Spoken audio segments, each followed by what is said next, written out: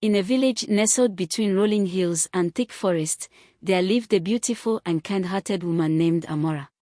She was the daughter of a respected elder, known throughout the village for her wisdom and grace. Amara was admired by many, but her heart belonged to Chijioke, a young and charismatic hunter. Chijioke had promised her the world, and she believed in his love wholeheartedly. For many years, Amara and Chijioke lived a simple, happy life, filled with laughter and dreams of a future together. However, as with all stories of love, darkness crept in when Chijioke began to change. He became distant, spending more time in the forest, hunting for game, and less time with Amara. One day, Amara overheard a conversation between Chijioke and Ebo, the daughter of a wealthy merchant. Chijioke was speaking of his desire to marry Ebo, for her family could offer him riches beyond his wildest dreams. Amara's world shattered. She confronted Chijioke, her heart full of questions and pain. "Why?" she asked, tears streaming down her face. "Why would you do this to me?" Chijioke, cold and unfeeling, looked away. "You are good, Amara. But I need more than love. I need power. Ebo can give me that." Amara's heart broke, and the once strong woman crumpled to the ground, weeping bitterly. Chijioke, without a second glance, left the village to be with Ebo. Devastated by the betrayal, Amara wandered through the forest in a daze, seeking solace in the quiet solitude of nature. Days turned into weeks, and her grief became a deep wound that refused to heal. In her despair, Amara sought the help of Ogun, the spirit of vengeance, known in the village as the protector of wronged souls. Ogun was a powerful being, neither wholly good nor evil, but balanced in the ways of justice. He resided in the deep recesses of the forest, where no one dared venture. Amara, desperate for an answer, journeyed into the wilderness to seek him out.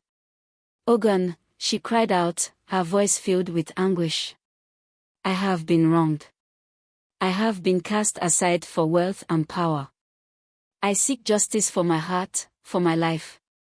From the shadows of the trees, a low voice echoed, "What is it you seek, woman?" "I want to make him feel the pain I feel," Amara replied bitterly. "I want him to know what it is like to lose the one he loves, to feel the emptiness of betrayal." Ogun's eyes glowed from the darkness, his presence chilling. "Revenge is a powerful force," he warned. "It can destroy not only your enemies, but also your soul. Are you sure?" Amara, consumed by the desire for justice, nodded fiercely. "Yes. Make him suffer." Ogun, after a long pause, agreed. "I will grant your wish. But remember, your heart will change as well. You will no longer be the woman you were before." The spirit's curse fell upon Amara. Her heart, once full of love and light, turned cold and hard. She was no longer the beloved daughter of the village, she became the mad woman, a figure that roamed the outskirts of the village, her eyes vacant, her soul lost to madness. Her love for Chijioke had turned into an obsession. She would follow him, watching from the shadows, waiting for the right moment to strike. Many months passed, and life in the village continued without interruption. Chijioke, now married to Ebo, had risen in status and wealth, but his heart was empty. Despite his outward success, he began to feel the weight of his actions. The love he had once shared with Amara was now a distant memory, a faint whisper in his mind that haunted him when the moon was high. One day, as he journeyed into the forest to hunt, he stumbled upon a familiar sight, Amara. Her hair was matted and tangled, her clothes torn and filthy. She was sitting by a river, muttering to herself in a language he didn't understand. The madness in her eyes was unmistakable. Chijioke, horrified by what she had become, stepped back. "Amara, what happened to you?" he asked softly, his voice trembling. Amara turned to face him, a twisted smile playing on her lips. "You left me, Chijioke. And now, you will pay." Before Chijioke could react, the ground beneath him began to tremble. A loud, deafening roar echoed through the forest.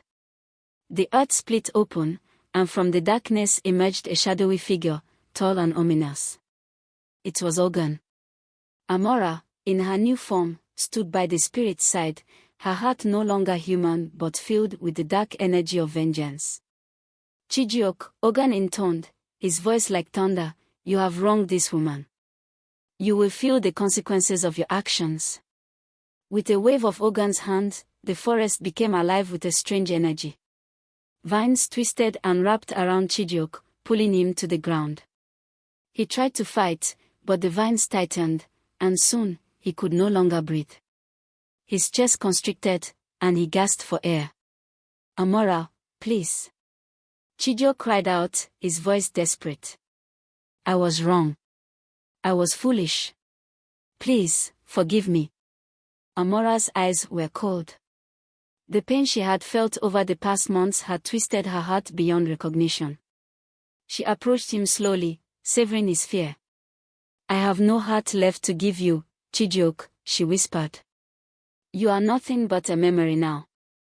As the vines tightened further, Chijiok's life began to fade. The forest grew darker, the air thick with the weight of death. Ogun watched with satisfaction, but he did not intervene. The balance of vengeance had been struck. But before Chijiok's final breath left him, something changed. Amara, for the first time in months, hesitated. A flicker of the woman she once was, the woman who loved with all her heart, shone through. She dropped to her knees, tears streaming down her face. "No," she whispered, almost to herself. "I don't want this. I don't want him to die. I want peace." Ogun, sensing the change in her, spoke again. "The curse cannot be undone so easily, Amara. Vengeance once given is a burden hard to lift." Amara, her voice breaking, turned to Ogun. "Please. Let him go. Let me find my way back." Ogun, with a deep sigh, released the vines. Chijiok lay on the ground, gasping for breath but alive. His body was bruised and battered, but he was not dead. Amara, her heart still broken but full of sorrow for what she had almost done, slowly stood up. "You are free," she said to Chijiok, her voice heavy. "But know this, your actions have consequences. And I will never forget." Amara returned to the village, no longer the vibrant woman she had once been. Her heart had been shattered, and she could never fully reclaim the love she had lost. But there was something different about her now. She no longer sought revenge, but she carried the weight of her journey. The villagers, once fearful of the mad woman who roamed the outskirts, now looked at her with a new understanding.